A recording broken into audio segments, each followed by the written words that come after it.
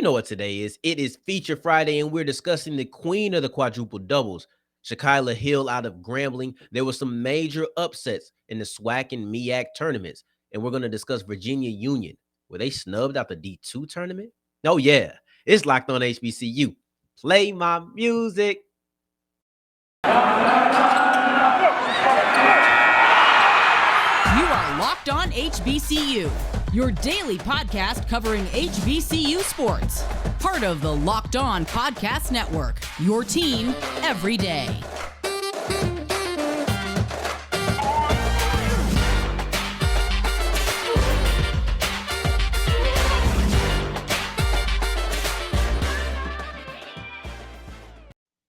What's going on, family? Welcome back to another episode of the Locked On HBCU podcast, your number one daily one-stop shop for everything HBCU athletics, Monday through Friday, part of the Locked On Podcast Network, your team every day. And I, of course, am Darian Gray, a.k.a. the Mouth of the South, Texas Southern alum and former TSU Herald Sports editor. Thank you for going on this journey with me, making Locked On HBCU first listen of the day every day. And I want to start it off with our Feature Friday because I am super excited to discuss this person. I'm talking about the queen of the quadruple doubles. I'm talking about Miss Shakyla Hill, legend. Let's not say player, legend out of Grambling State, because I want to see where is she now. I want to tell you just why her success at Grambling did not stop collegiately. It also went overseas and continued there. Because, listen, she might have made her name off quadruple double not once but twice. The first time she did it was in 2018 versus Alabama State. The second time she did it was in 2019 versus University of Arkansas at Pine Bluff. But saying it I don't feel like it gives the right amount of luster. I feel like I got to set it up. I feel like I got to tell you just how special a quadruple double is, because you probably know I've never seen one. There's been ones that have happened since I've been alive, but outside of her, I have never seen one. Let's get it done right here. Single double doesn't exist. It's minor, right? No one says that. That's not a term. That's how regular it is. A double double is pretty ordinary as well. That happens on a frequent basis. You still get praise for it, but whatever. A triple double, that's when we say, man, you had an all-around phenomenal game. Roses at your feet. Those are the type of games that we praise and applaud. A quadruple double? Now that's unreal. That's just simply unreal. And it's only happened 4 times in the NBA. It's happened 1 time in NCAA. It's never happened in the WNBA. And it's only happened 5 times. Only happened 5 times collegially in women's NCAA basketball. Shakyla Hill has 2 of those. And she's the only person, regardless of the ranking, but I'm talking about official ones. I'm not talking about Wilt Chamberlain when I'm talking about official taking the stats and everything, because there have been some unofficial quadruple doubles that people say happen, but it's not official, right? Because some things just weren't stats at the time. She is the only player to have multiple quadruple doubles officially recorded, specifically in the NCAA ranks. This is crazy because I don't want to make it seem like that's all she does. She's not a flash in the pan at all. She's one of the most decorated players in Grambling history. However, this is something that just pops out. It just gets at you like, whoa, you see and you say, this hasn't happened in all of these different leagues. And she's done it twice. This is special. It's always been points, rebounds, steals, and assists. And it's not, like I said, a flash in the pan. It's one of those things that she excels in. She's the leader in Grambling history in assists, women's basketball assists, and steals. She has the most steals in SWAC women's basketball history. She's 3rd in points, and she's 2nd in rebounds. Mind you, she's not like she's like a center or something. This is a guard. This is a guard who is in the top 3 all time for at her specific college, top 3 all time at her college in Grambling history for rebounds. That's just not something that you see. It speaks to the versatility, and I think versatility will be a theme of this segment because she's versatile on the court and off the court, which we will touch on. But specifically focusing here, when you look at her and you say, you got these quadruple doubles, what else did you do? Were you just this person who showed up twice a year? No, her coach says she consistently flirted with a quadruple double. She just happened to get it in 2018 for the first time, but she consistently flirted with it because she is that dynamic. She is that versatile. Man, where we were playing against her, oh, that's Hill, right? That's quadruple double. And yeah, everybody knew like that's quadruple double, quadruple double. Man, you better watch out for her. And we always were. I used to love, I think it was maybe 1 or 2 years. I think it might have just been 1 year actually, where I got to see Joyce Kennerson and Shakyla Hill go like at it. Oh, that was great. That was great for me back then. And Joyce ended up leaving, and she's now at University of Arkansas Pine Bluff. Had a couple of good years there as well. But man, I just remember when that was. I think that was 2018. I was just super hyped. But that's neither here nor there, right? So let's see. Also, in addition to that, Hill's also been the SWAC Player of the Year. She's a 3-time All SWAC first team member. She's been the Defensive Player of the Year. Once again, speaking to the versatility, right? Man, this is a lady who has been completely dominant. And when she went overseas, you might have thought that, yeah, this is done. We're not doing this anymore. Okay. She had that nice run, but it's not going to happen. She didn't get drafted in the WNBA. And I personally thought that was disappointing. She is high ranking, decorated as far as a Grambling State Tiger. For her not to get drafted into the WNBA, it was like, nah, okay. And she thought about quitting. She thought about going to law school. But she ended up going overseas. And when she went overseas, she started and she went crazy. She was the leading scorer of her team. She ended that team to a championship, the first championship history, and then she came back the next year after the pandemic and everything happened.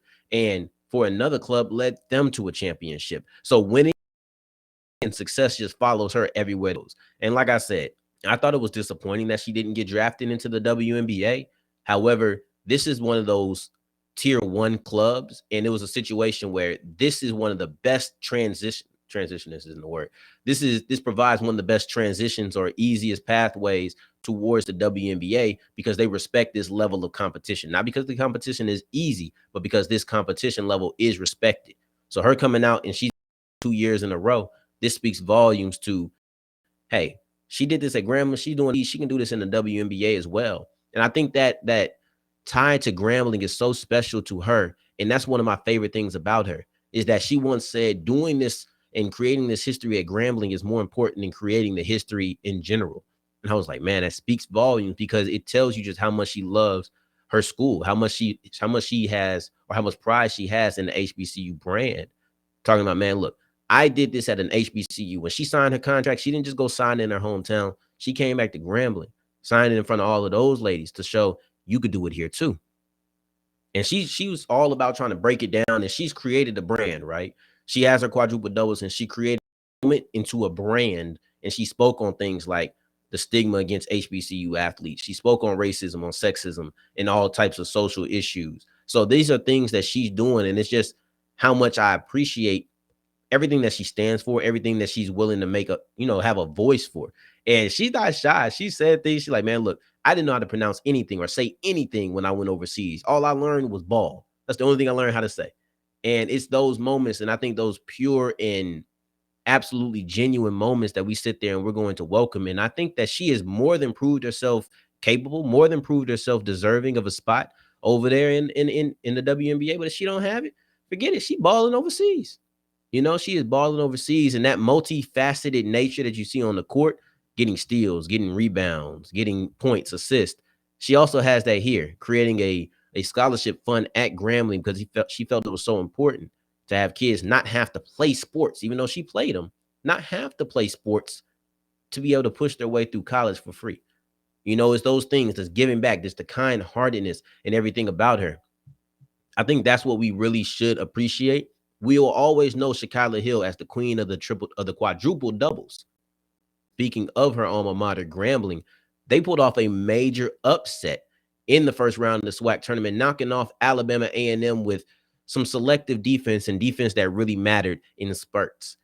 But first, I want to tell you about Built Bar because Built Bar is the #1 protein bar on the market, bar none. They have so many different flavors that I can only list a few, but I think raspberry comes to mind, banana cream pie comes to mind, cookies and cream comes to mind, and y'all know my personal favorite. Say it with me, blueberry muffin. I love me blueberry muffin. I had me a blueberry muffin Built Bar on the way to work out the other day. I ain't worked out in a while, but it was the one time I said, man, let me get my Built Bar and just enter and get ready to go.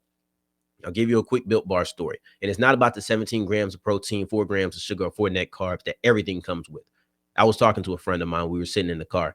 I told him, hey, man, we were just talking about snacks. So you need to try Built Bar. He said, I love Built Bars. I ordered me a pack not that long ago. I said, you know about Built Bars? I said, somebody been listening to the show. And if you've been listening to the show, you know you need to go to built.com and use the promo code LOCKED15. And I did ask him if I could share his story. So use the promo code LOCKED15 at built.com to get 15% off your offer. All right, let's keep on rolling on today's episode of Locked On HBCU. Thank you for making us your first listen of the day every day. And make sure you're checking out the Bracket Breakdown Show, because you're Andy Patton and Lee Sterling giving you all the information to make sure that you are an expert when it comes to March Madness. You'll be able to catch it right here starting March 14th on our YouTube page on Locked On HBCU and also on the podcast feed. And today's word of the day is tempestuous, meaning turbulent or stormy. And that's perfectly on brand, because tempestuous is a perfect word to describe the month of March when talking about basketball. But if we want to keep it thematic and keep it on brand, I'm talking about March Madness, which a lot of people will liken to the NCAA tournament, but it does not start there. It starts as soon as March starts. And we have madness in the SWAC and MEAC tournament as Grambling and Coppin State have pulled off major upsets. Coppin State has knocked off Howard on the men's side, and Grambling, the Lady Tigers of Grambling, have knocked off Alabama A&M. I'm going to start there on the SWAC. We're going to keep it talking about Shakyla Hill, Miss Queen of the quadruple doubles. We're going to go with her alma mater. And Grambling was able to pull off this victory because they said, yes, your star is going to get hers, but what else is everybody else going to do? In a moment when Dariana Lewis was able to score major buckets, was able to get a lot of points, and was really taking what she wanted, nobody supporting cast was actually supporting. Meanwhile, on the other side, Alexis Holt, she struggled at times. She was a little slow at times. Her supporting cast lifted her up and lifted the Tigers to a victory. And that difference between how the supporting cast treated their star player was the reason that Grambling was able to win. When I tell you that Dariana Lewis was phenomenal, I mean Dariana Lewis was phenomenal. She had 32 points. And on that night, she was 13 and 19 from the floor. This was the first game. So not even on the night. This was first thing in the morning, top of the morning, right? I come on 12 o'clock, 11 o'clock. I'm like, ooh. Because I got tricked with that about the SEAC championship, the Eastern time and everything. I got my time zones mixed up. So I was like, man, let me go ahead and make sure that this game ain't happening, at the wrong time. You're balling. And she was getting every 13 to 19 from the floor. She was making basically all of her free throws. And it sets up. It's not any buts in here. There's not Dariana Lewis was good, but there's not but it's none of that. There's no Dariana Lewis was great. The problem is nobody else around her was. And I think immediately you want to point the finger, and I hate to just single somebody out because it is everybody. But if you were looking for one person who was going to support her, who was going to do something in addition to her, it would have been Nigeria Jones, because Lewis scored 32 points. The team as a whole scored 54. Not 54 in addition to her 32, 54 period. So that means without her, they only scored 22 points. That's just not a recipe for success. I wouldn't sit there and say, yeah, my star player dropped 32. Everybody else pitched in a smooth 20, smooth 20 piece from everybody else combined, and we won that game. That does not feel realistic. It feels like you're going to lose. It just does. And it's disappointing because them not chipping in wasted a phenomenal performance by their star player. But the reason I pointed Nigeria Jones is because she has had explosions. She's had 20, 30-point games this year. She's the leading scorer on the team, or the second leading scorer on the team. So I expected her to be able to pick up the slack. When everybody else didn't, okay, whatever. But I expected her to do more. A lot of times it's more disappointing when you have expectations of somebody else. That ain't groundbreaking, but that's how I felt. Like, man, Nigeria ain't doing nothing today. She went 0 for 8 from the field, missed her pair of free throws as well. And I look at it and I say, man, well, Grambling, that's the key to success against her. Because in the game previous to this, the last game they played Grambling twice. But in the second game, she only had 6 points. She went 2 of 16 from the field. Maybe Grambling just has the key to slowing her down. Maybe that was in her head. Regardless, she wasn't able to do it. Compare that to how Grambling treated Holt. Grambling treated Holt. They said, hey, we understand right now you're slow. And she got 15 points. So don't get it twisted. She's still, but Hey, we understand right now you kind of shooting a little sluggish right now. You're not really making all your shots. Justice Coleman came in and she dropped 19 points. They had 3 other players in addition to Hope score in double digits. So you had Hope, Coleman, and 2 others. These are the type of things that I wanted. And it's crazy because your star player, you would think, like, all right, my star player got 32, your star player got 15. I probably won this game. I mean, when I say it came down to the supporting cast, your star players can do whatever they want. But if those others don't join, if those others do not help, you're going to be looking like the Lady Bulldogs. You're going to be looking at a loss. So that's ultimately what it all came down to. Dariana Lewis, Alexis Holt, it wasn't a scratch, but let's scratch them out. All it came down to was, hey, when you take those players aside, who else is going to step up? And Grambling stepped up in a major way, and that's the reason they are moving on into the semifinals. Now, on the men's side in the MEAC tournament, I might have Howard a little much. But then again, I think the reason that they fell had a lot to do with who they were going against. They went against Coppin State because Coppin was a school who swept them this year. If you remember, before the MEAC tournament came on, I said it's all about Howard and it's all about Norfolk. Norfolk had to fight to get away in their first round matchup, but they did get away. Howard was not so lucky. And not only did they not fight to get away from it, or were not able to get away from it, they were fighting to get into it. Now, I wouldn't say they were dominated, but they didn't lead after the first of the game. They led when that was the last time that happened. More leading. There was no more big time offensive explosions. They shot really poorly from the field. The last time that they led the game, it was 4-2. After that, Coppin went on an 18-3 run and never looked back. Once again, I want to be clear. You know, you could think they won an 18 run, never looked back. The lead never shrunk. No, Howard was able to fight back. They were able to tie it up, but they never got the lead again. Never. And it's like, man, your biggest lead of the game was 2 points in the first 2 minutes of the game, first 4 minutes in the game. That's disappointing. And it's the fashion that they went down in, because Coppin State was a school that did sweep Howard. So while it was all about Howard, it was all about Norfolk, and they deserve the praise, Coppin is clearly a bad matchup for Howard, and they did not shoot well. The same way that Grambling was able to contain the supporting cast of Alabama A&M, Coppin was able to contain just Howard in general. Kyle Foster wasn't able to do anything. He wasn't able to get going. Elijah Hall wasn't able to get going. They forced a lot of turnovers in the first half as well. I think that really helped lead to the lead getting out and expanding, and it gave them some cushion. And they were obviously, you know, because it wasn't a situation where they just chopped away. No, they got the lead. It got chopped away, and then they built that lead back up. And at the end of the game, they ended up winning on a last-second shot. Under a second left, they put 0.2 on the clock. So overall, I think Coppin is just a bad matchup for Howard. And we saw a situation where similar in the SWAC tournament with Grambling, where Grambling has been bad. They've been bad to close the season. They knocked off Southern, completed the 3-game sweep, even though Southern was the favorite. Sometimes you just have bad matchup for you, and that's exactly what Coppin State was for Howard.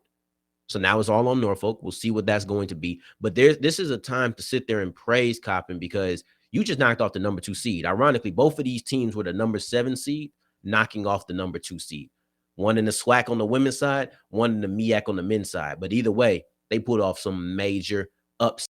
And as we transition from 2 teams who are fighting to get into the NCAA tournament, I want to sit back and reflect on a team that a lot of people are saying should have made it into the NCAA tournament. It's kind of salty that they got snubbed. But first, I want to tell you about BetOnline, because betonline.net is the #1 place for all of your wagering needs. They have anything that you need. Listen, I want to see the over-under on what Russell Wilson's passing yards are. Let's talk about that on Locked On Broncos. Let's talk about, you know, the negative side of who's going to be the next Seahawks quarterback. Locked On Hawks. There's so many good things that come out of this.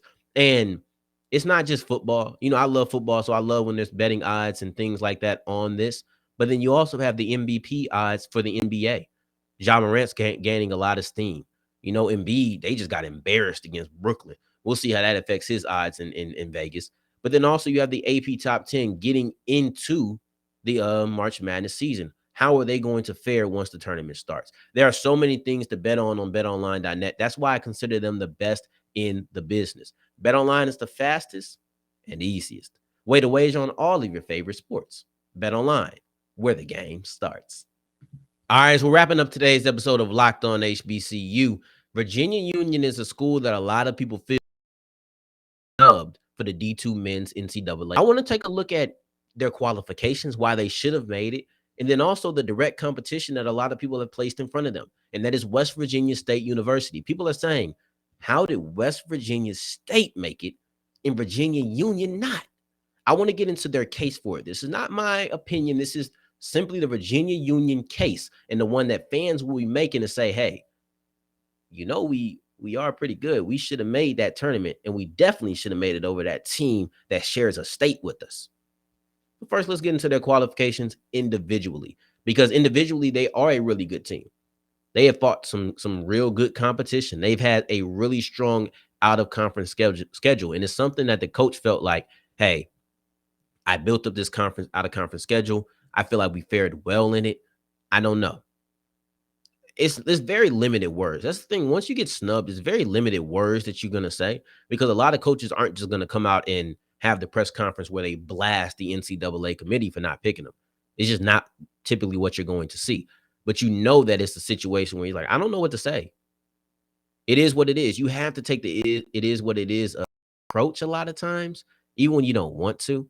But what you want them to do? They're wrong. We should have got. That's for fans. You know, that's for fans to say, hey, we should have got in over this team. We should have. That's for fans. For the coaches and the players to kind of take it in stride and say it is what it is. You can show frustration, but you're probably not going to call any teams, definitely not any teams. And you're probably not going to call the decision makers out either. So he kind of said what he had to, but he said he felt like he did enough, and he felt like the school did enough to make it. And I think that's the best that you can really expect from a head coach in his position.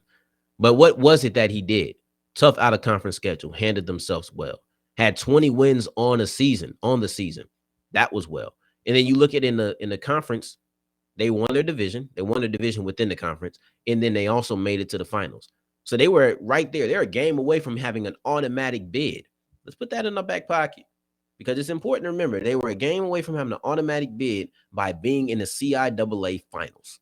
And that conference sends multiple players or multiple teams into the tournament. You know, we're going to keep that in our back pocket. Now we're going to move forward. The school that they're directly putting in front of them is West Virginia State, because they looking like, man, we beat that team, period. Both teams ended up with a 23-7 record, and we beat them. That's an automatic. If you have two teams who are tied and I beat you, how you getting in over me? I know that's what they're saying. Mind you, from now on, I'm about to speak from a Virginia Union point of view. So this isn't just me being personally invested, but this is understanding the side of where they're coming from. And it's like, you didn't beat me, right? Like, I'm just got to go back and check. And you didn't beat me, and I beat you by a large margin. I beat you by about 20 points. And you got in over me. But I think one thing that they might say, the committee might say is, well, you know, that game was a long time ago. We've had a lot of season from that. Okay. To which I, now Darian, would respond, let's take it more recently. Because if you don't want to go on a head-to-head matchup, and they do have their criteria. Let's be very clear. They do have criteria in which they want to base things on. But sometimes I think you have to get away from just your standard criteria, the things that are cemented, and just look and say, well, my eyes tell me this. And their eyes might have just told them that West Virginia State was the better team. But I think that you compare, bring it back. It's sometimes about who's the better team, but it's also about the resume that you have, you know? And I think from a Virginia State point of view, you're sitting there and you're saying, we beat this team head to head. And then also we went farther in our conference title tournament than they did. They lost in the first round finals. We were a game away. That's what's in our back pocket. We were a game away from being automatically in this thing. So it's not even a conference. Now, if we lose or if we win, does Fayetteville State get in? That's the question. Those are the type of things that you're wondering. I mean, I would assume you're wondering. I think that overall, you pair the fact that in a head-to-head matchup, Virginia Union won a game that wasn't even close, and you pair with the fact that they made it all the way to their conference finals as opposed to losing in the first round, those type of things I think should hold some sort of weight. They were right there neck and neck with the number one seed in the country right now. Took them into overtime, lost by only a couple of points. They have a resume. They have the one-on-one matchup, and they also have the postseason success that West Virginia State does not have. I think that there's a legitimate claim and an honest reason to say, hey, we were snubbed when it comes to making it into the D2 men's tournament. That's my personal opinion. I understand exactly where all of my Virginia Union alum and just honestly fans of the game are coming from when they make those comments that Virginia Union was snubbed. But let's hear all of the point of views. That's what I'm all about. And those are the reasons that you make Locked On HBCU your first listen of the day every day. And make sure you're coming back next week as we detail the SWAC and MEAC tournament. There are so many things to dive into.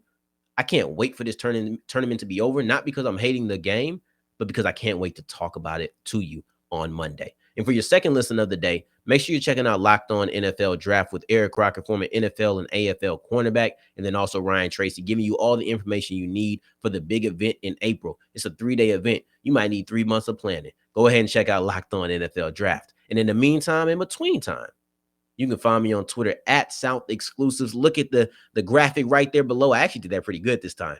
The graphic right there below at South Exclusives if you're listening to me on audio. And in the meantime, oh, wait. And until the next time that we hear each other, family, take care, stay blessed. Peace. Oh, shit. And in the meantime, in between time, until the next time that we hear each other, family, take care, stay blessed. Peace.